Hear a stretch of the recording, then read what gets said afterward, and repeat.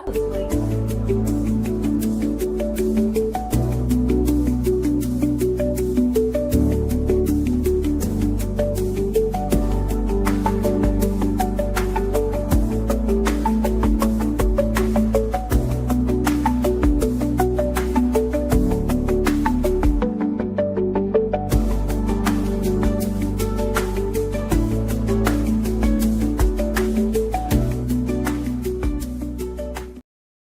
Good evening.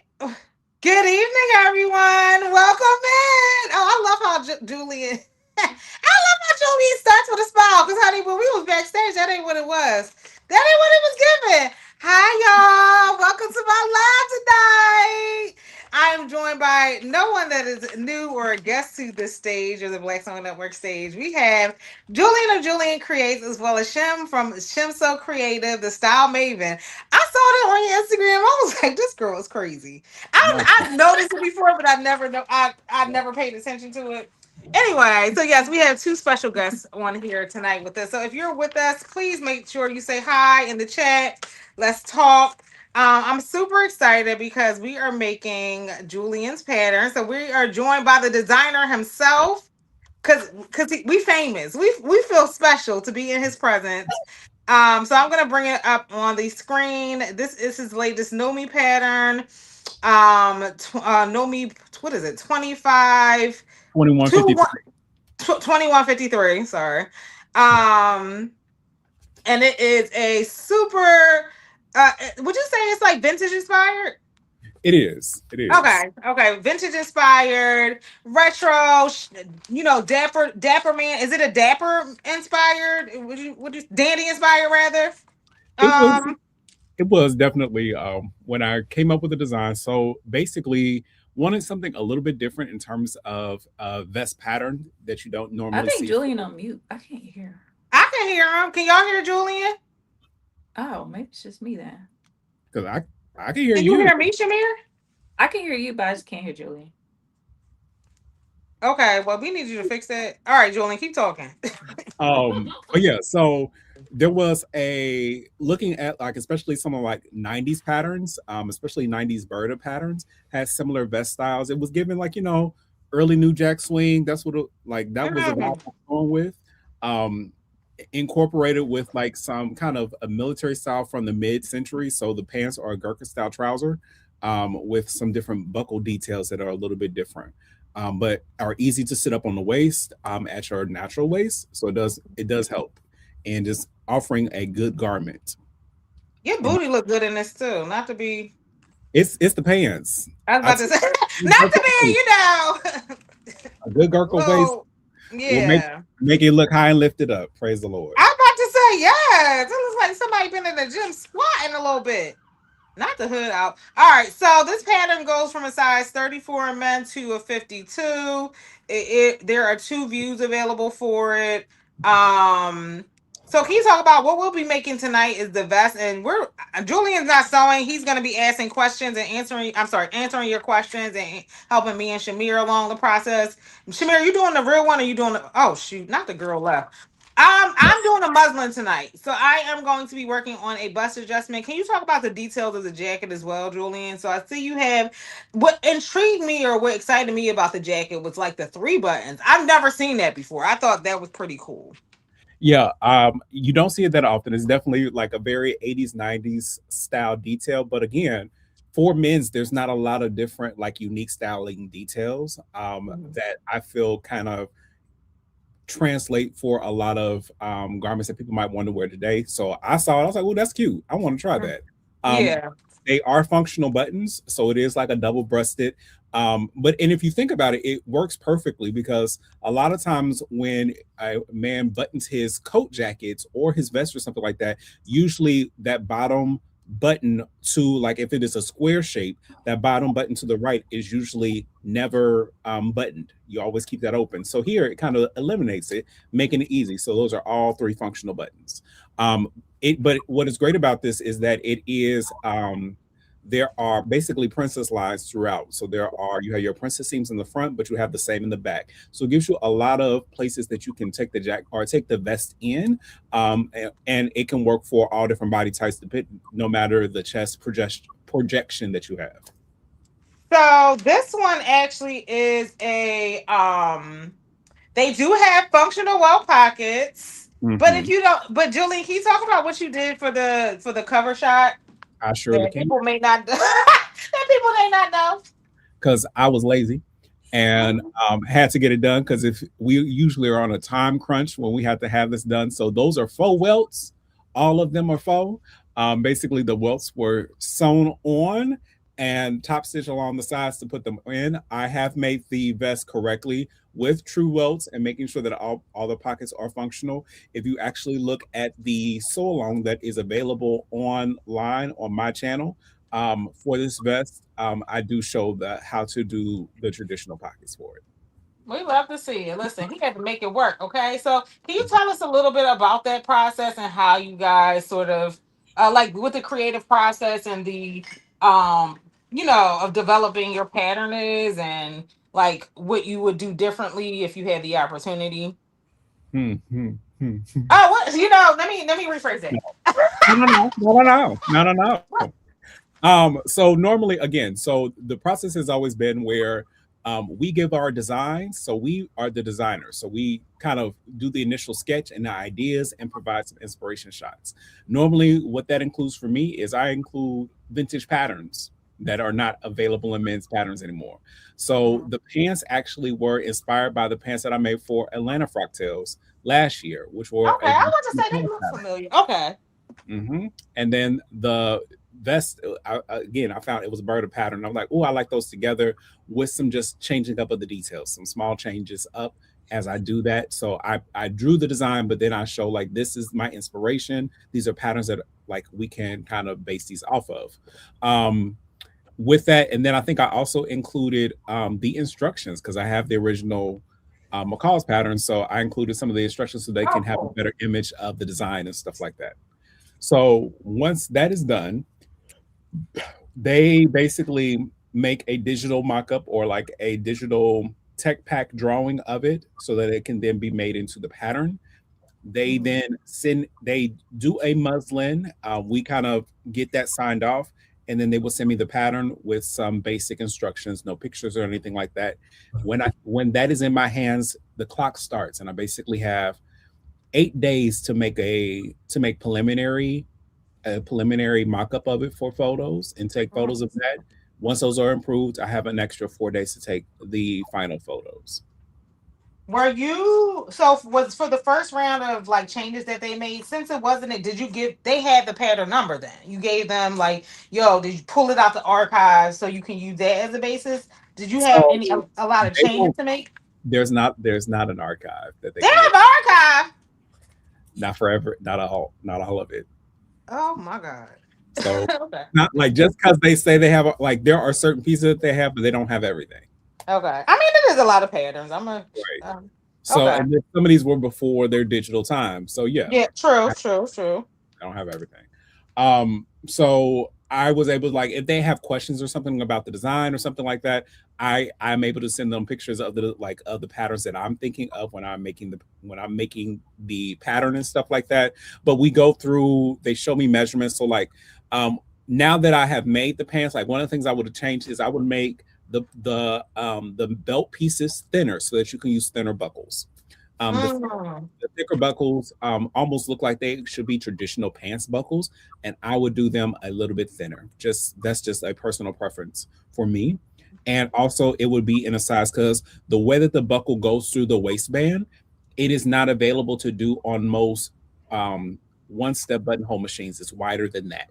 So Okay. I will make it smaller so that it's easy to use on all machines. At least like currently it's like 35 centimeter or 35 millimeters. And if it was less than 30, it will be able to fit into most machines. Okay. Hi Um, Anna, hi Seth. We're saying hi to everybody. Hey Chris. Chris, I thought about you because of this live. I was like, let me try a full bust adjustment. Let me try, even though this says princess seams. Talk about the princess seams and Julian, why you were saying like, well, princess seam lends itself to being able to do an easier way of doing a bust adjustment as well. Well, with the princess seam, of course, like there are just more places that you can have to access. So, like normally, of course, with a any type of like if you're using like a regular bodice or something like that, usually you play with projection and stuff like that through darts. And essentially, princess seams are basically the darts that are split in half already onto Mhm. the fabric through a princess seam. Mhm. Normally on the front, but then you also have on the back. So there are multiple areas that you can basically focus on trimming in the waist as long as you are measuring for your largest point. So you want to usually use your full bust measurement when you're choosing your garment here.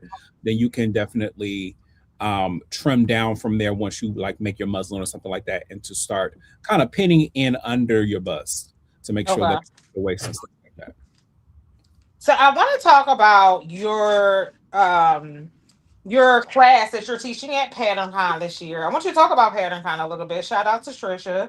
Hmm. Um, and it talks about what you want to talk about is kind of demystifying the thought of gender based clothing, right? Is Correct. that what it is? Okay, so can you talk a little bit about that? Because I've made most of your patterns, like at least a view of them at least once. Hmm. And I feel like your patterns are, I feel like universal in that way. So can you Well, talk a little bit about that and sort of like how that affects your design approach? Well, I think especially even for me, a lot of times it's easier for a pattern to be masculine, like to make a pattern more or a masculine pattern to be more feminized. So it's Mhm. easier for usually a men's pattern has a boxier shape and stuff like that. Hold on, Coco, go lay down. Go lay down. Go lay down. Oh, Coco, poor Coco. Go lay down. Thank you. She doing too much and she up there crying in the background. I'm like, you fine. You just went out. Um, So usually, like it's easier a with a traditional men's shape of a garment. The ease is a lot more. It's usually square shoulders and stuff like that. You can easily size that down to fit or to shape a more feminine figure. Mm, Sometimes doing it the opposite is a little bit harder. So this is really about once a pattern is in your hands, you become the designer. It becomes whatever you want. It does not matter like if you take a vest pattern and call it a dress, it's a dress because you made it a dress, you know? yes, I love your it wasn't technically a blazer, but I feel like it looked like a blazer on me.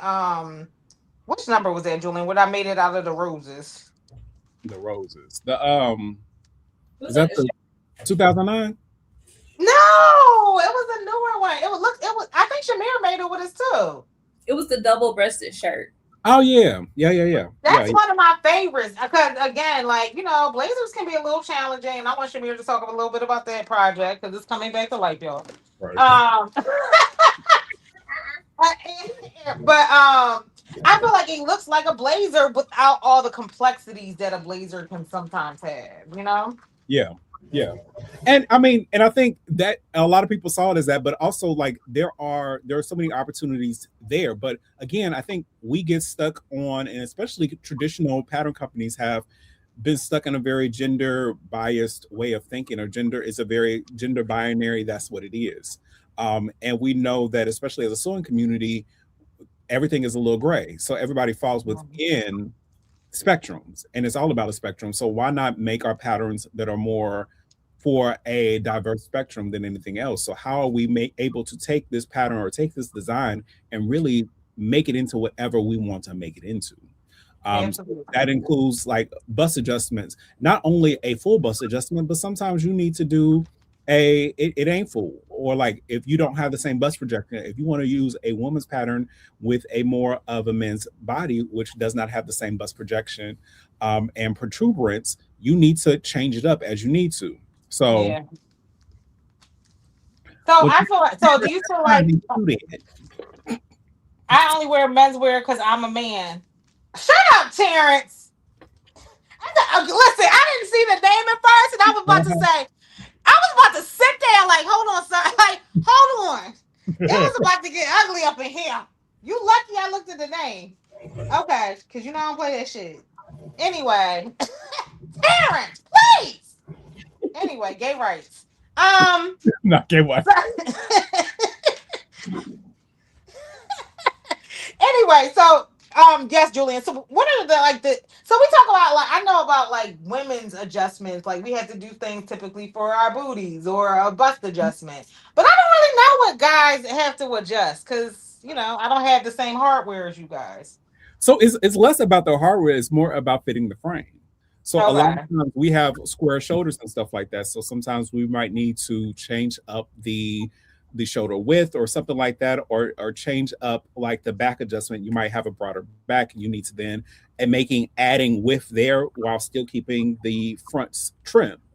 So Mm, what does that look like and how you're spreading that apart? Now, if you are doing a pair of tight woman's pants, you might need to add some room for dressing, mm, as they call where your situation lays when mm. you're filling out. So you sometimes do need to add that. But also you do need to for longer arms. It's usually length adjustments that you need to make difference in. So usually you're changing the arm length, you're changing the length of the torso, so the bodice length for a garment. You might be changing the crotch length because you need to make sure that there's a more fuller crotch if you're using a woman's pants pattern. You might need to be adding length in the legs themselves, but not at the ends, but more kind of towards the middle of the leg. So usually it's some of those length adjustments and just changing the proportions and silhouettes a little bit to fit the frame. So I'm saying Will said longer arms. So I'm seeing some comments in the audience. If anybody makes any standard, because I know Auntie Carol makes a standard booty adjustment for her patterns. If there's anybody in the audience that makes standard adjustments to their patterns, let us know in the chat. So can we talk about size and inclusivity and what that really means? Because I think there are certain things, right, that we just innately have to do, like when we're making patterns, right? Right. What does size inclusivity mean to you? And what do you feel like is like a fair number to be to be considered size inclusive? And also, what do you feel like people are not, so it should have the knowledge to do and shouldn't necessarily put on the designer to include? Because So I I know a big criticism of the Big Five, for instance, right? And I'm not a huge fan of them anymore. But I correct. will say, it's made for a size cut big. All right, I know my boobs are bigger than most, right? So I'm like, okay, well, I need to make that adjustment, and I shouldn't necessarily put that on them. hmm So I can only talk from, especially I'm talking from a perspective of a male's body, Yeah. because I have to like my frame of reference to measure. When I think of sizing, I think that for a men's sizing, usually it starts at a 30, like a 36, and it Mm-hmm. goes up to a 52 currently. Okay. Previously in old patterns, it used to go down as far as like a 28, 27, Okay. 28, and it sometimes went up as far as a 60. That would be my ideal size range for a lot of men. Before, there also used to be big and tall patterns for men that Okay. were already pre-adjusted for like tall bodies. So they were usually longer in the torso as well as in the arms and legs. So these are things that they have basically stopped doing. And we also have to realize that the standard size chart that the Big Five and most of the garment fashion world is using is based off of measurements taken in like the 40s or 50s. Yeah. Have kind of updated it a little bit in the 60s, and most of them, especially for people with busts, with hips and stuff like that, they were taken from white bodies and not black bodies. Yeah, for real. So that is also part of the issue, and they never fully they never really fully accounted for that, and really have never said like, hey, with these cases, like you have to know where to look for the adjustments that you need to make for a pattern. They usually don't make it easy for you to find. Like, why can't there be certain patterns that already show you how to do that in there or something like that? Or Mm. book. There used to be books, like all the pattern companies had books that came out on guides to sewing. They're vintage. They don't have them anymore. But that Yeah. was a book that you can then use to know how to do all of your bust adjustments, all of your sway backs and stuff like that. And it basically also translates to all other places because you can like an adjustment is an adjustment no matter where you put it technically. And Yeah. you're doing the same thing, you're just doing it in a different place on the body. So, who are some of your favorite designers today? Both man, I will say you can speak from your perspective of things you're making, and Mhm. also why do you think there is such a huge gap in like menswear pattern designers out there, especially black men and men of color. Are there any? I don't know any men of. I guess Donnie's considered a man of color, but I don't know. Like, yeah, why do you think there's such a gap in that space? I think it's really just about visibility. Because if you think about it, technically, right now, all the men's designers are all men of color Yeah. on like in commercial pattern drafting. Um, and let's be real, right now there's four of us currently. Um, Mhm. so it's a visibility thing, and a lot of people, you have to also realize that because of some of the inclusionary factors of patterns, like not having the sizing, or for so long some of these, like, the patterns just ain't hitting the way that people wanted to hit in terms Mhm. of diversity of style. People just started to focus on copying other pieces or something like that and drafting their own, so they don't have the same context to work with patterns. So for a lot of men, the way that sewing has shifted in terms of what they go with. Patterns are not always what they deal with. Some people will either draft their own, they will work with their own blocks. It's more on those professional ranges, and usually it's those who are doing small cut and sew garments and stuff like that, and not home sewists that are getting some of the same notoriety in terms Yeah, of on the sewing platforms and all that yeah, good I stuff. see that guy. Well, he's not really a menswear designer. He might design stuff for his girlfriend all the time. You know what I'm talking about? He called her sweetie or something. Yeah, I know who you're talking about. Ouch, I don't know. Or yeah, so yeah, I just don't see it. Is there somebody we should know about outside of like folks for the big five? Because I know about you. Let's see, it's five of y'all. It's you, Scorp, Donnie, Brandon, Norris. That's it. Hmm. Okay, okay. Hmm. So who outside of that space? Is there anybody like? So there are certain sewists that I follow that I think that people should follow. There is, of course, like, you have like Will, you have like Terrence and something like that, who just share their sewing. I think really is really about sharing sewing. On TikTok you have Darrell, who's also I always love sewing and the stuff road. like that. And he be doing the damn thing and making his garments and stuff like that. And it's not always coming from traditional patterns, or he might start with a pattern. By the time he's done with it, it's gonna look Hmm. it's something that you have never seen before. Um, Yeah. one of the other guys that I love to follow, I gotta find him because he is in my he sews mostly vintage, and he is out of the UK. I know you're talking about young guy. Yeah. You know what though? Hmm. He is snatched. I'm like, He, yeah, you could. Of course, you could wear that. You look good. he Yeah. is. He He is. looks good. So like his work and stuff like that, and I'm trying to find his, because I'm not too long shared one of his last pieces. I know. Listen, Will, what's his name? Because I see Will in the comments all the time. Hmm. Praising him, Will. Keep Ryan, yes. Right. Of course, Yes. saying good things. Yes, Ryan. He's really, really good. Then there are just some other designers who do a lot of great things as well. So there's one guy named Jeffrey S. Mark, who does a lot of like custom menswear. He does a lot of like church wear. Um, Mm. and it's like a lot, like he does a lot of casual stuff and stuff like that, but he has a lot of women that he worked with and stuff. So really cool stuff online as well. So you just kind of look up men who sew, look up as hashtags. Like really the hashtags are some of the ways to find some of the people. And there are some really cool ones out there. And even some I other, agree. like CMS underscore sewing. He's a teacher out of, I think he's in California. Okay. He does classes and different things like that. And he does like alterations and different things. He's a really cool person to follow as well. Y'all heard him? Y'all heard Julian say follow these people? Talk about it in your stories. Because I'm going to forget everybody you just said. I know you are. Shit, I am going to. No, Ryan, I follow Ryan. I do follow Ryan because I think what he does is I love his vintage take on his, he keeps it pretty. Mhm. I love that he uses vintage fabrics. Right, Where can right. you get them? Huh? Where can you get them? I mean, eBay, Etsy. Okay. I bought vintage fabric. One of my favorite places to buy vintage fabrics is with my friend Stephanie Canada. Back in Oh yeah. She has vintage patterns as well as vintage fabrics. She has bought full collections of vintage fabrics. So if you're looking for things from the 50s, 60s, 70s, 80s, even into the 90s and stuff like that, that is a great place to go to check out vintage fabric and vintage patterns. And she has vintage patterns going back to the 1930s.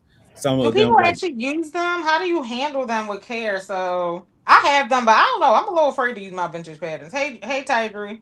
so the best way to really keep them alive is to use them in many ways, but you trace them off. You do not a lot of times what you if you're going to unfold it and stuff like that, you trace it off. You do not use that like from the piece. But I do have friends that will use their vintage patterns like it's a regular pattern. Like Serena, she uses her vintage patterns like she gonna sew with it like it's a regular pattern, and then probably iron it to fold it back up and put it into package. The Oh, biggest thing, really? Okay. the age of the fabric or the age of the pattern, or making sure that you're not using tape on it.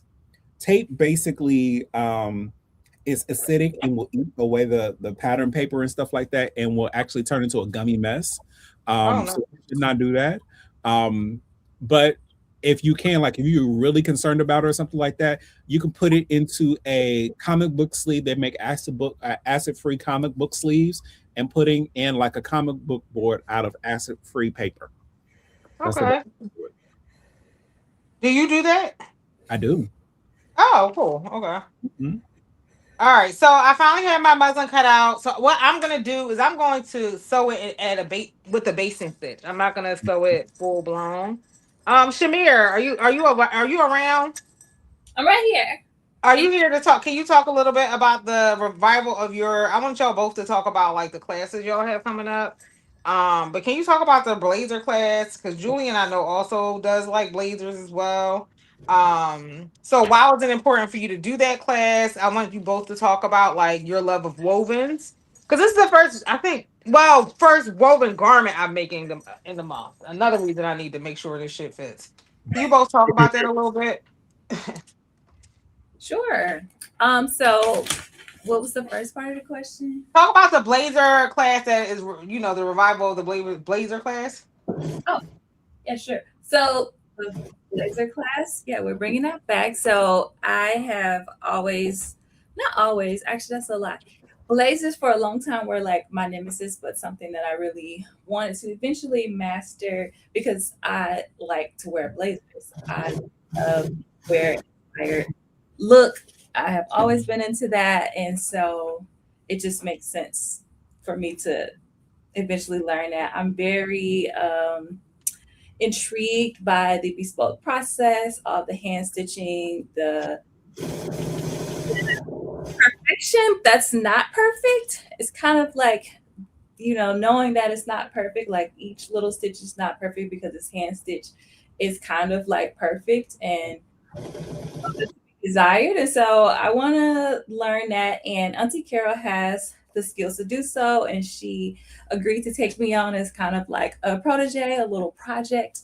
And so we decided we would open it up to other people because we know there are other people out there that would also love to benefit from learning from her, learning how to, properly fit their blazers, learning just even some basic fast tailoring stuff. So we got started. We did our muslins, we did our fit, perfected that. Most people have cut out their fashion fabric. And so now we're ready to kind of get into it. And so we had the holidays, we had some travel in there, some anniversaries and things like that, Black History Month battles.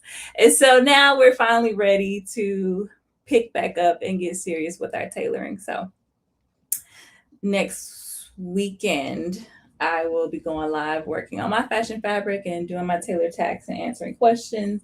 And we'll be back with the Zooms to learn how to pad stitch in early March. So, and you're doing a bow pattern?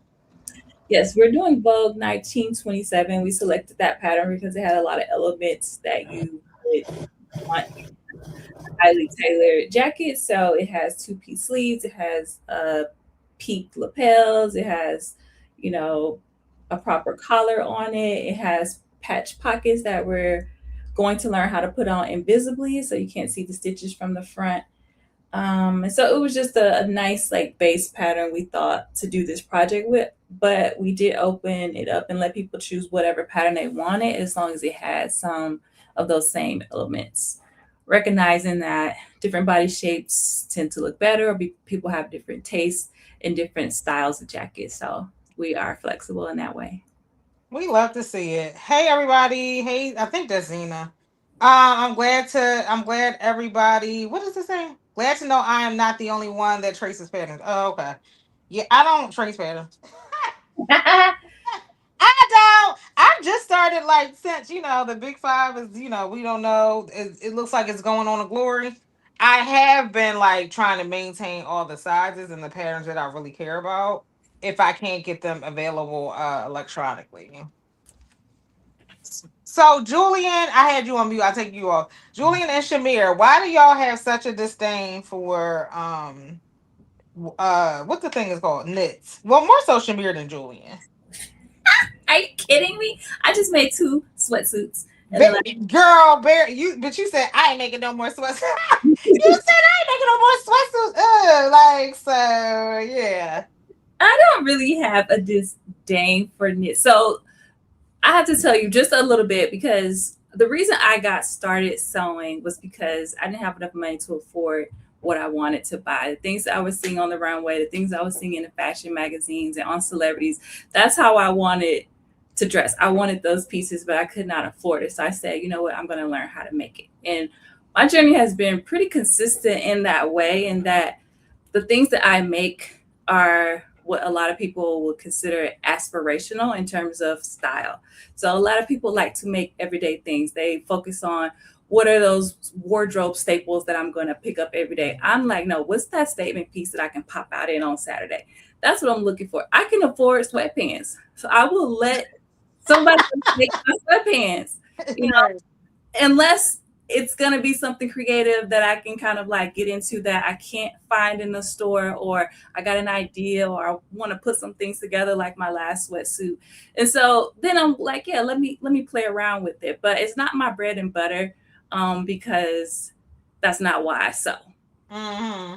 I know that's right. She said I could get this at the store. So it's Okay. not that I hate knits. It's just that I can buy a turtleneck at the store. Now, sometimes I just want a palette cleanser, or it's a fun fabric that I can't get at the store. Okay, I'll whip that up real quick. But generally speaking, I'm trying to make things that, I want the $3,000 skirt at the I store. know that's right. So I know that's right. I want the bespoke suit that, my pocket's just not there yet. But if my skill level can get me there, I can still, dress to the level that I want to. And so that is why I don't hate this. I just But don't. even the sweatsuit you made, I was like, that ain't no regular sweatsuit. You was giving bespoke with the sweatsuit. It was giving very much so high end. So that thing wasn't regular. Okay. Your regular run of the mill Walmart sweatsuit. Okay. Julian, what about you? Because you be making, listen, you be extra with your shit too. I mean, so I started with wovens. Um, Yeah. the same way that I started with a vintage machine. So it's something that I can easily go to. It's not that I don't Mhm. like wovens. I mean, my first pattern was a knit pattern. Yeah. So I don't mind knits. Now, was it a regular knit pattern? No. Not too many knit patterns do you know that got zippers in it Right. I'm about to say, right? Yeah. and well pockets. But I don't mind. I don't mind doing Mhm. it. But it's also like I like to go for more structured styles. I can buy sweatpants. I live in sweatpants, but I'm usually not making them. Right. I Right. we got a place here. I can get a pair of sweatpants for $6.99. I'm gonna buy a pair of sweatpants for $6.99. I can't buy fabric for that. So That's what Shell creates from she from the UK. Yeah. She was talking about that. Like she was like, yo, I use sewing not to be able to brag and say I made all my clothes, but I use sewing as a way to fill in the gaps in my wardrobe. the same way And I'm I not was gonna like, use those. If I can buy a pack of drawers for $5.99, I ain't about to make a pair of drawers. Like right. So what would you say, y'all, is y'all percentage of like things you have sewn in your wardrobe versus like things that you have purchased? right now, my wardrobe, because like in the size change, Yeah. My size changed faster than I could produce clothing. Um, Yeah. and I just buy a lot. I do buy a lot. But there are a lot of like my fun pieces and different things like that. Those are made still. And I'm spending more time on some of the fun avant-garde styles than I did before. So a lot of the less basics that I normally used to make. Yeah, I haven't been. I just don't like going to the mall. That's my problem. Like I do want to. I feel like I want to sort of like start over with my wardrobe. I was like, because you look at it, because I spend a lot of time just sewing online, right? I'm like, I want to start over, and so I wouldn't even know where to start. Where do y'all shop for your clothes, and what kind of pieces do you make as filler? Like, what is your idea of a statement piece? I mean, first of all, like for my main stuff, it's the discount store. Like it's a place called Designer Fashion Warehouse. So it's the place that they done buy the stuff before it hits the landfill and stuff like that. Where it's like Okay. I'm getting pieces from Express, Gap, and stuff like that for $6.99. Those are kind of what I hit first. Then this might be TJ Maxx and Marshalls. It's not like I'm buying a lot of full price anything. Do you thrift? Do either of you thrift? No. No.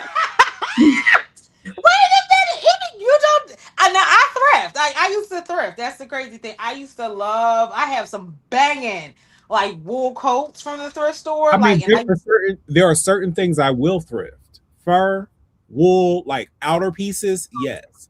But right. regular everydays, no. Oh yeah, it's yeah. I do statement pieces, and I love the menswear section of a thrift store. I love it. Like I will spend hours, hours in the menswear section because I just feel like I love the way y'all shoulders are on a lot of your coats and stuff, and yeah, I love the men's section. Does anybody in the audience thrift? Shamir, do you thrift or no? Not really. I might go in and browse every now and then, but I have like come to a place where I don't really enjoy the hunts anymore. So Okay. back in the day, I used to be a big bargain shopper. I'm like, oh, it's 80% off. I might have to wait another season, but I'm gonna make this work. Like I was in the Rex. Nowadays, I like to just shop online. So I don't Right. really thrift. And like when I used to live in like New York City and DC, they had such Yes. a better curated thrift stores. Yes. Yes. Like just to a Goodwill.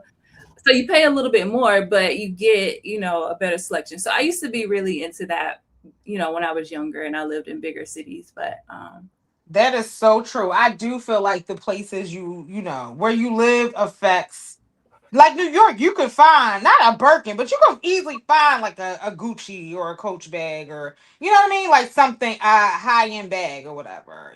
Stuff that looked like Carrie from Sex in the City. Like that was normal for them rich ladies to donate all their stuff. Like you know what I mean. So you were able to find stuff like that. Whereas when you live in Philly, I don't see that as much. And I know, does anybody do estate sales? I know Lynn does estate sales. What about you two? Do you guys ever get to any? And no, I mean, I do it for like sewing machines and stuff like that, but not okay, okay. actual. Like I will do. Like I love a good. I don't mind thrifting for tools, and stuff like that. But like for the stuff that I wear, unless like fabric, sometimes I will do that. But again, it has to be something that really speaks to me. Somebody said I do. I'm very particular, right? when I was in London, I was like, one thing I want to do is check out their vintage scene. And so I did go to like part of the town where they have a ton of vintage shops and stuff. Mhm. And a lot of them are curated, but what's vintage now is like the Y2K stuff. And And that so I'm pisses like, me off. so that's Right. I'm like, so I'm old now. So I'm that's old. that's what all the vintage stores, that's what the curated selection is. Back when I was doing vintage, it was the 80s, and I love the 80s era. So it was the Aston Yeah. watch jeans and the dresses and the leather skirts. I'm like, yes, that's my jam. Now it's all like little thin spaghetti shirts, and I was like, what? A lot of fur though. They had tons of fur, but you got to be particular about fur and really pick through it. So I wasn't there for the furs, but I started following a guy who's an actual tailor in the UK who has been buying fur, but he buys the damaged furs and then shows how to repair them and then put them back on the market. Oh, I mean, he has a YouTube page? Not a YouTube page. He's on Instagram. I'm gonna have to find him again. Okay, try to find them because I got a couple damaged furs up in here. Nowadays, thrifts have their own online site. I know, Julian, what you buy from Goodwill online lately? Sure. What's when the latest sewing machine you bought? So I haven't posted it yet, but I did buy a well, shoot, I don't about two. now, Julian, he said he don't go to therapy. He buy machines. Tell us about your new. I call them acquisitions. So, I mean, this year we've already had four, 5 acquisitions. Um, Oh, Julian. and Okay. I'm a He said what he said. I said what I said. Okay. An invoice is better than an indictment. How about that? My God, Jesus Christ. Oh my God. I'm go just ahead. saying. So the latest one is actually it's called a Fairline zigzag machine. What is interesting about it is that it is not a regular. It does not use a regular bobbin. So it is a shuttle bobbin. So it's using a vibrating like shuttle. So it's like a long bobbin, similar. It looks like this. That you wind and stuff like that, and the bobbin case goes like this across, and it looks like a little bullet. It goes across behind the machine, but it's a zigzag machine. Oh, cool. It's not like Sean's machine, right? No. Okay. I'm dead. No, listen, because it sounds like it's not a full size machine, right? You said that, right? No, it's a full size. It just has it's a different style bobbin. Now, Sean's machine. So people are talking about Sean's machine, but let me give some history because I do have the antique version of Sean's machine. Sean's machine is a chain stitch machine. I have one of the first ones. Like, so if y'all seen the tattoo on my chest, that basically is the ancestor of Sean's machine. So now the machine's got ancestors, child. Right. Now, so okay, all right. In all seriousness, what is you call it a chain stitch machine? And honestly, I can see how it could be useful, like if the power goes out and you need to, I don't know, hem a pant. Like, so what was the purpose of that machine? So now again, I have the full size version of that machine, but at the time when these machines came out, all the machines were smaller. They really kind of went into prestige around, it was like the 1860s or so. Like, so my oldest one is like the 1870s, somewhere around there. They have been electrified. What's interesting about them is that, of course, it uses one source of thread. So there is no bobbin in the machine. Basically, there is the needle goes down, and it basically is able to it takes a little bit of the thread and hooks it, so that basically crochets into a stitch on the backside while still having what looks like a regular sewing stitch on the top. It's a chain stitch, essentially. And it actually was interesting about that is that it basically allows for stretch in your stitch.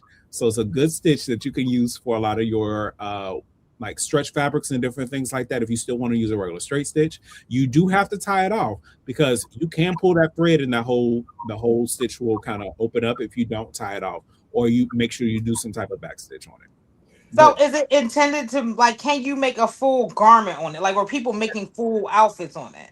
Yes. Really? Okay.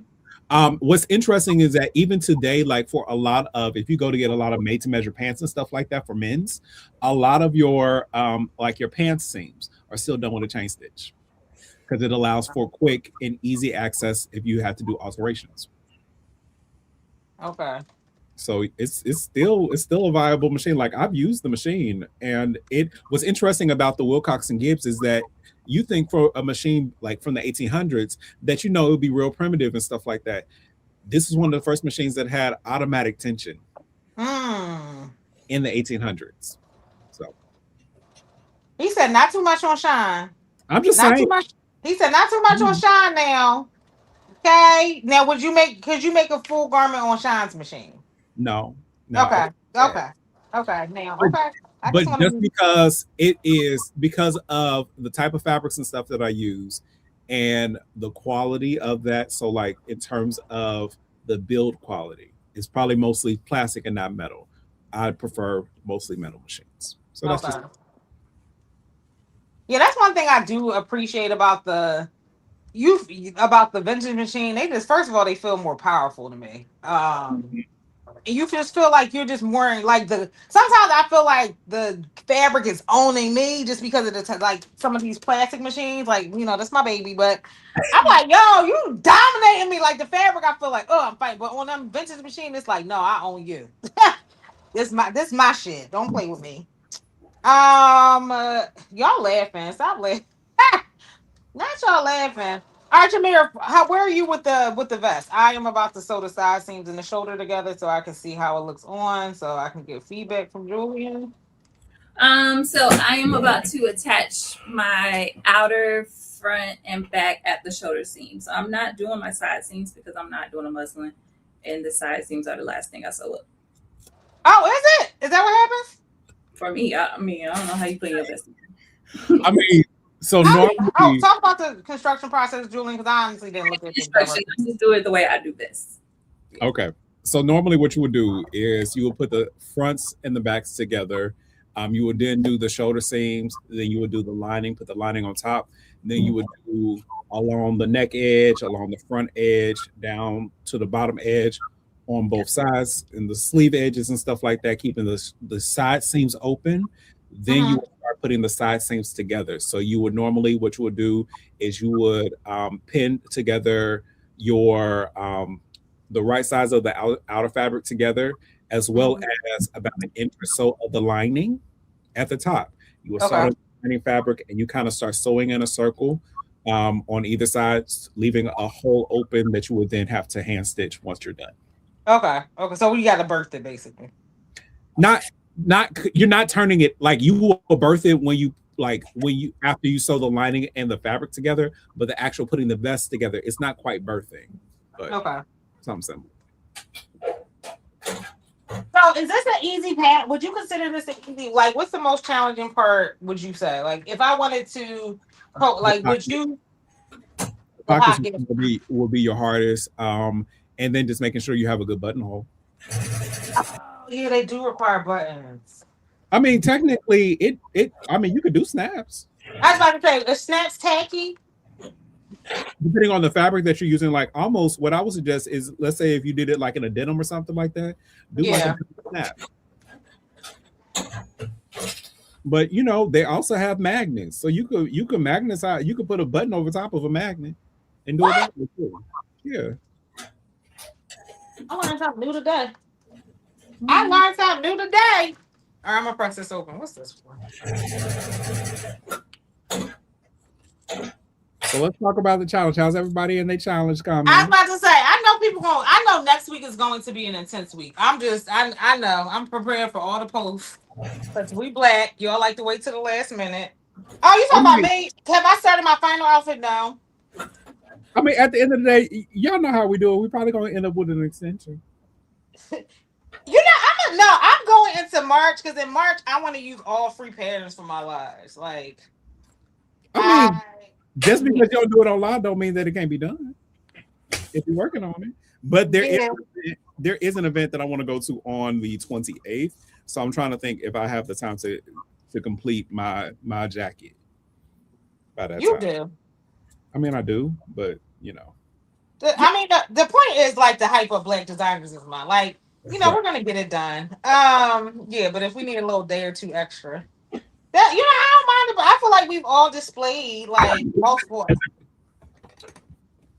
multiple pieces. So mine is done. Yours is done. I'm just kidding. I gotta do my bag, but yeah, the pants. What did you do? I'm doing this. It's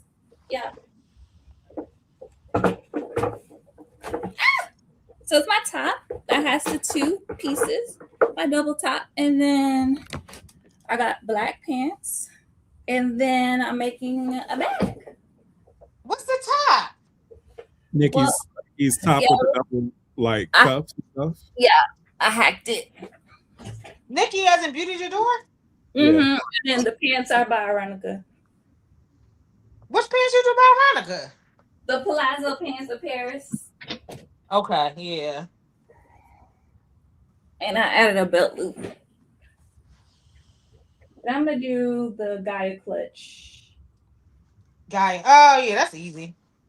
Yep. But I'm gonna do mine this Sunday. I'm gonna drop my video and it's gonna be so good. I got it all planned out. Y'all gonna I be thought you were doing Ravens pants. I did Ravens pants. Are you doing that for you? It's not part of your look though.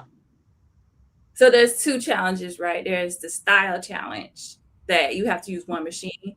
So this look I just showed you is one machine. That's Okay. the other ones. I got tons of entries. I got the Tony. I got Julian's vest when it's finished. I got the bow top. I got Raven's pants. All that stuff is done. We finished our pants yesterday. Oh, did you? Okay. I gotta hem them, but they're done.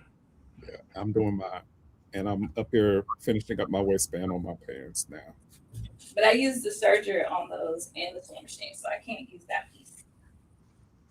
So Julian, let's keep it above. What is the best way that the community can support the Nobi designers at this point? Like, what do you how can we show up for y'all? And everybody's not necessarily going to be shady like me. But what is the best way people can show up for y'all and support y'all, like in this new journey that Um, you all are on right now? so definitely buying the patterns is going to be So that's my question. Should we keep buying the patterns? um until they are not available. Yes. Okay. Buy them on sale because it's like there is a lot of ambiguity of how things work. So there's still some answers that we're still waiting for as well. Okay. But you can still support the designers by buying the patterns, buying the PDFs and stuff like that. Get them on sale. When you do make them, tag us, share us. So it's really about visibility, but also be on the lookout. Basically, everybody seems to be coming out with some sort of trying to come out with their own other forms of lines or different things like that. So just follow their content. For a lot of us now, this is like us doing this is not about we ain't making money, like we ain't Mm-hmm. rolling in it, but it's more about visibility and connection as a community. So when we share our stuff or something like that, like interact, engage, and which most people do for me. I was about to say you get that. So yeah, but that is probably that's your best way to support us currently. Okay. Well, let me ask about you specifically since we have you here. And you're working on some upcoming projects. How can we support you? Do you have any like upcoming like um projects you want us to know about? Like what can we do to support Julian Creates in this next phase of, because I know you wanted to start a school page or a So Substack. Like what yeah, what are your plans and how can we support you in that capacity? so definitely those things are kind of on the horizon, especially a school page, so where there will be classes and stuff being taught. So like even kind of my demystifying series that I did last year, Okay. will be re-recorded and be up there, so that will be available kind of like as more evergreen when people want it, or like it is not it's a static class that people can take. So those type of things will be coming, and even like I have class ideas. Like I have a whole little thing that is now just about doing them, but also finding the motivation and the creativity to do them. And for a little bit, like last year with no voice, that tanked a lot of stuff. So we're now trying Yeah. to rebuild some things, and even just kind of getting back into the mode of going live. And now I got a different camera set up and different things like that. I'm I even know it's so fake. fancy. So yeah. So just kind of engage and interact with people do. And I try to make sure I show up and ask questions and different things like that. Give me ideas of things y'all want. That's helpful too. I'm going to try to show more of my machine collection. I got some different little things thinking about that, and how to take care of them and stuff like that. So some of those things will be coming soon. We love to see it. And yes, you will continuously show up, voice or not. Listen, you was getting real creative, and I am so glad your voice is back. But I feel like you were still figuring. I feel like hopefully, God forbid, your voice you lose it again. You found like good strategies for how to show up despite that. So listen, and you probably can find provide some advice if that happens to somebody else in the future. Hopefully, it doesn't. But yes, we appreciate you for constantly showing up. Let us know if you have any ideas for what Julian is doing in the chat, y'all. I'm doing the soda seams. And if you have any questions for him or Shamir. All So right. So Shamir, are you going to go ahead and pin your side seams just so that you can test your fit? Shamir It's said been what for you? She said we. I ain't got no shirt on, so I really wasn't gonna test the fit.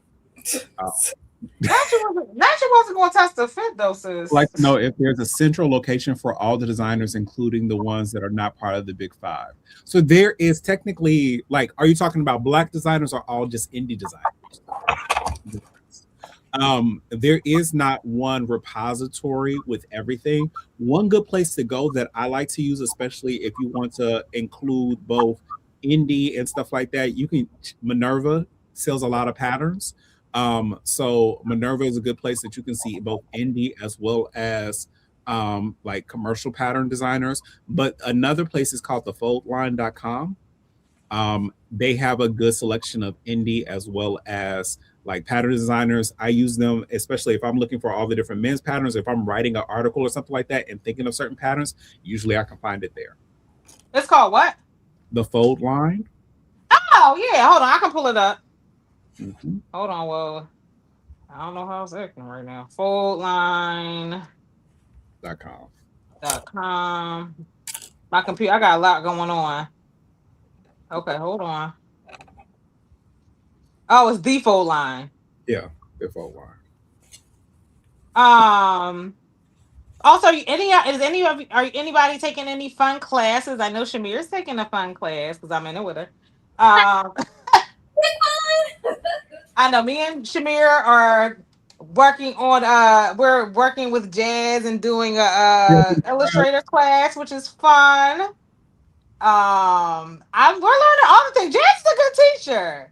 I was like, okay, Jazz, I see y'all. Okay, hold on, y'all. All right, let's see if I can add it to the stage. Let me see. Let's see if we can do a different view. That ain't working. No, I don't want that. So that's the Fold Line. Any place you think we should go, Julian? So yeah, go to shop. Shop. Okay. And then all the different patterns that are available. And you can like just go down the different patterns. Usually like they have, it's not just like, it's all the different like designers that you normally do not always think of and stuff like that on their site. So it's a good way. And what's great is like their YouTube channel and stuff like that. Every week they basically do a roundup of different designs and stuff like that that have came out. I will drop the link. Let me know if that hyperlink works. If I drop it in here, I can't see it on my side, but hopefully it will work for you all. If you see a hyperlink in the chat, let me know. Yeah, okay. Y'all see it? You see it? Okay. Okay. So check that out. And Shamira, tell us about your class that you're in right now. With you? Yes, girl. So we're taking a pattern drafting class with Jazz, J Desiree Studios. It's her business name. We're learning how to do it on Adobe Illustrator, which is really cool. So my, I guess, motivation for doing it is that I want to release my own patterns, but also there are some like designs that I'd love to recreate or some techniques I like to try to work through. And I think it would be helpful if I had at least some basic pattern drafting skills. So that is why I'm taking it. It's a six courses or 6 sessions in the course, I should say, spread over 3 weeks. So it's a fast track course, but she's really giving us the basics, the tools to kind of be able to get started. So we're going to work through a bodice, a bottom piece. She's going to show us how to grade using blending tools. So yeah, I'm excited. I said this year I wanted to learn how to draft. And so I got a little taste of that when I was working with Toko Magazine for my pattern that'll be released in October. So you have another Black to choose from next year. So I got a little taste of how much work goes into drafting, but I did everything on paper. So also, you had to actually draft it yourself? I didn't know that. So they gave me a block. They gave me the dress block, and everything else was drafted by me. So the cape. Oh, I shouldn't tell you this. Well, everything was drafted by me. All the little pieces, all the little details. I know that's right. Yeah. So, and then what I did is I took pictures of it, and then I could take that and convert it into a digital pattern, which I think is what you were kind of asking about how to how to do that. So I think she's going to show us how to do that too, which I think is valuable because I think I will probably always start with the drape or with trying to draft it on paper and then kind of figure out how to convert that to something digital. So, anyways, Yeah. that's what I'm hoping to do. And so I think there's a lot of like online resources, but for me, I think it's helpful to have somebody walk me through like, just how do I use the software? Like, let's start there. Yeah. I'm And I not good with online learning. I need a teacher to tell me what to do. I need to be able to ask a person questions and go back and forth. So I enjoy that type of instruction because I'm a senior citizen. Um, so yeah, I've never really acquiesced really well to online learning. Lene said, "Congratulations, Shamir. thank you. When is the pattern coming out?" It comes out in October, so it'll be their fall issue. So we have some time, but really excited. I hope it's successful. And It will be. Do you have like any like? Do you know how much their price points typically are for their patterns? Like, what do people? so they vary based on the complexity of the pattern. I imagine this pattern, because it's quite detailed, is going to be on the higher end. So I'm anticipating it's going to be around probably $18, something like that. Oh, I feel like that's a normal price nowadays, though. Like a lot of indie pattern designers are kind of, I don't know. Yeah, I felt like they felt like they were competing with the, Joanne sales and stuff. But I feel like indie pattern designers are finally starting to like realize their worth and yeah. charge accordingly. Like we shouldn't be buying hundreds of patterns. The idea is to purchase patterns and designs with intention. So think about what y'all buying before y'all buy it. And Before y'all can about the price. I think this pattern, it's like very versatile. It was like this magazine, this issue is particularly about being like modular, being versatile, being long lasting. And so it's designed so that if you age and you want to be more modest, there's style lines for more modesty. If you want to do something fresher, a little younger, you can bring the hemline up. All of those are in there. You want the drama, that's there too. Or you want something a little bit more cutesy and demure, that's there too. Or you just want to do like, the basic piece and wear it to work. All of that is there. So I feel like it's a good pattern to start with that a lot of people can relate to. It is more on an intermediate style. I was about to ask you, what's the difficulty level? It Okay. is more intermediate or really advanced beginner because there are like techniques like welt pockets, there's buttonholes, there's collars, there's lapels, collar stands, things like that. But you can take some of that stuff out. Like you don't have to do welt pockets if you don't want to. You know what I mean? You don't have to top stitch if you don't want to. So there are some workarounds where you can kind of get it done quicker and take out some of that stuff. Thanks, Sam. Yeah, congratulations to Shamir. All right, Shamir, what we working with, girl? Let me spotlight you a little bit. Here we go. We're gonna put Shamir in the spotlight. Hello, it's me, Not me. Carmen. Okay. All right, so explain where you are, like what you use for your fabric and what size did you cut? Okay, so I cut the 38. It's not sewn. I just kind of pinned it where I thought the seam allowance might be. I am also going to add ties to mine so I can really cinch the waistband. So I'm not going to play too much with the side seam allowance, but I do think it needs darts. There's a lot of space in the underarm. So what I would do is I would modify this pattern in the future and bring the armhole up. But for now, I'm just going to put some darts here for the bust to try to take in some of that space. I think the little space here will be taking up with the seam allowance. So once it's folded in, I think this will lay more flesh to the chest. If not, it could also take a little bit out of the shoulder up here. So those are like the small modifications that I'm going to make. I do plan to wear this as a layering piece, so a shirt under it that'll also take up some of the extra space. So you also Okay. So you didn't add the lining in, no? The lining is not in yet, so it's just on the back. So I think that the way it's designed, you're supposed to have the heavy fabric all the way around and just the lining on the inside. But I don't like that. I like my vest to have silk on the back. So this is a silk fabric. And then this is actually a thrifted fabric. So there you go. Brooklyn, she thrifts fabric. I thrifted it. We have a kind of like how y'all had that like scrap store. Yeah. So we have one of those here. It's called Scrap Atlanta, and I picked this up there. So Yay! It's a check. Everybody said they're so cute. They are cute. It is cute.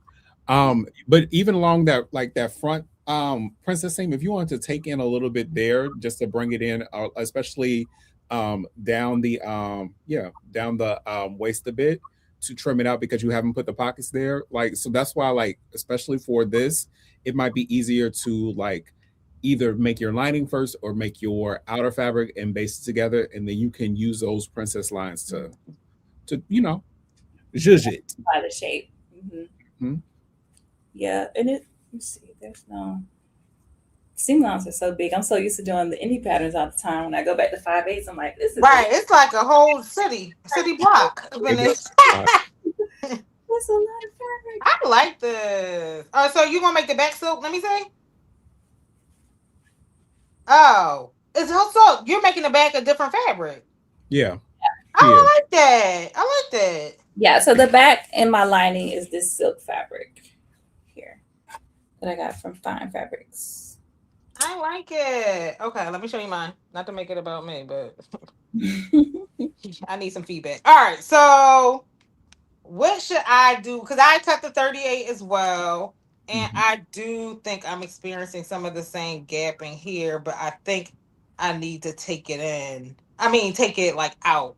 So I need to loosen it up a little under here, but I also need this to take this in. So either along that princess line, you can definitely you can take it out that way, or you can put a dart in, because you can just do like a dart to close that up, depending on what you want to do. I feel like I need some room under my underarm now. It's like I need a dart, but at the same time, like under here, it's like a little, it's pulling forward. So I need to add some, I feel like, to my side. I think I need some more. I think you need to, so it feels like you might need to adjust your shoulders a little bit, because it feels like everything is slanted forward a bit. Oh, so I need to like, okay. So I need some more shoulder space. Yeah, because you might need, because it feels like everything is leaning forward, and that it might be causing some issues with your arm. Okay, hold on, y'all. Hold on. I need a seam ripper. Y'all, we're doing some things. Hold on, y'all. So that's a great thing about doing the basting stitch. So taking it out a little bit in the shoulder, y'all. Let me bring it up a little bit. Yes, this is a cute pattern. Like I said, it's currently on sale. All right, so that loosened up. Yeah, so that helped. So the shoulder, so we're going to add some more to the shoulder. So I'm going to add some more to the front bodice piece in the shoulder area. I like that. All right, I'm going to loosen it up a little on the other side. Oof. Ciao. Okay, so that helped. So then you would still need to take some off, like this part. You definitely need to, you want to pinch out, probably from that princess line over. You can definitely either do that through a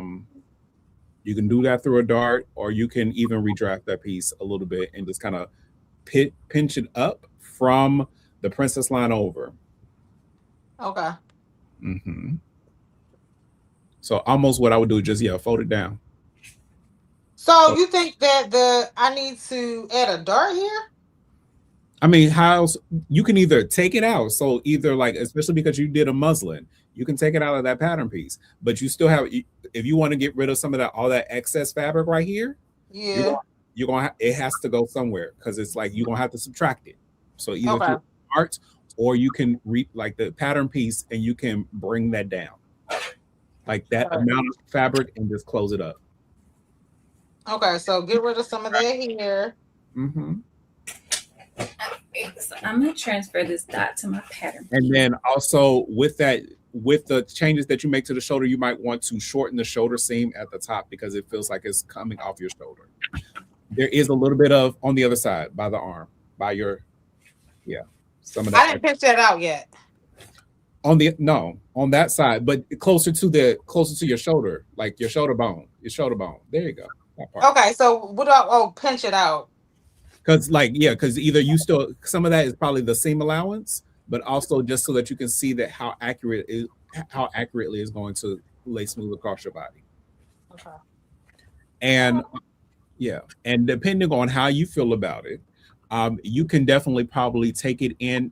I would focus work on your front darts and stuff first, but then maybe take off some along that back side seam a little bit, just so that it is kind of more smooth across your back. So you said big back, big back. All I didn't right. say So back. I actually said take it in. you So said take it in where? just like from the back, like just because it feels like there's just a lot of extra fabric there. If you want to lay a little bit more smooth, you can kind of trim it. Like it's probably some of that's going to be taken in the seam allowance, but a lot like from the smaller your back down, you can always trim in those seam allowances just a tad bit. Just a Now tad. my question is what if number one I want to wear it with a shirt under it, Well, then and you need number to try it on. two, what was my other question? I want to wear a shirt under it, Mhm. and I forgot what my second question was because I'm old. Okay. Um, Oh, and we also there's some things to consider because I don't have a lining in. Won't the lining make it more depending on snug the as well? depending on the lining that you use, I mean, it is going to take it in a bit. So you do have seam allowances stuff on there, so you want to be accountable of that. But the width of the fabric is not going to change it up too much. But also, especially for your front facing pieces and stuff like that, it's also interfaced. So that also is going to change up how it lays a little bit as well. Okay. All right. Good. Okay. All right, y'all. So I'm going. So you said just add the. Do you think aesthetically, how do you think the dart will look aesthetically? I think what fabric are you using? Depends. I was thinking about using an upholstery fabric. So do you think I should pinch it out on the pinch out the dart on the pattern piece? Mm-hmm. If Okay. if you want to keep that clean line along the pattern or something like that, yeah, I would pinch it. And then probably what you not only pinch it out, but you're gonna have to kind of redraft that armhole a little bit, making sure that it still gives that good curve, especially along that. And I feel like I need a little bit of. I feel like so even though it's a space, I feel like I need to I need some loosening right here. So yeah, you have that side. Yeah. So go ahead and open that up a bit and see if that helps. Does that feel better? Yeah, a lot better. Okay. All So right. you could either drop it and then redraft your armhole, or what you because what you're even as you're pinching that out, you are taking the shape. So all of that needs to be re-rounded anyway, and then re-rounded into fit. So there's that feels better. But if that helps, that felt a lot better. Yeah, open it up. Open that up, girl. Let them breathe. Let the tatas breathe, y'all.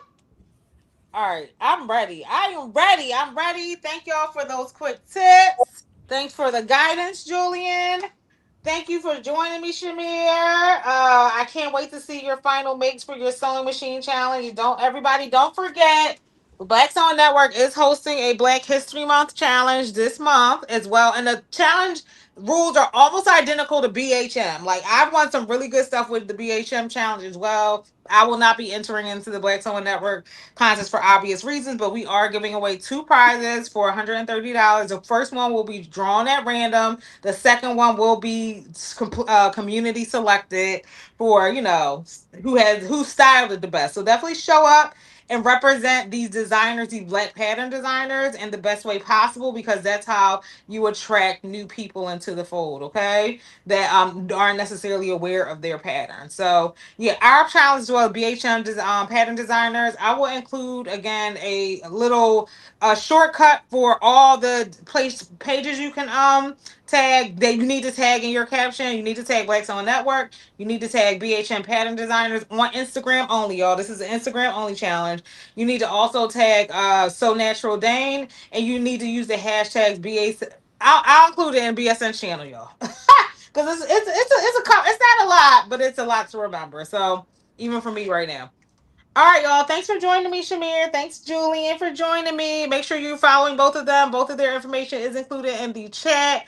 And yeah, I told you we was gonna be here for a good time, not a long time. An hour and 14 minutes, my kind of live. Talk to y'all later. Bye. Bye, y'all.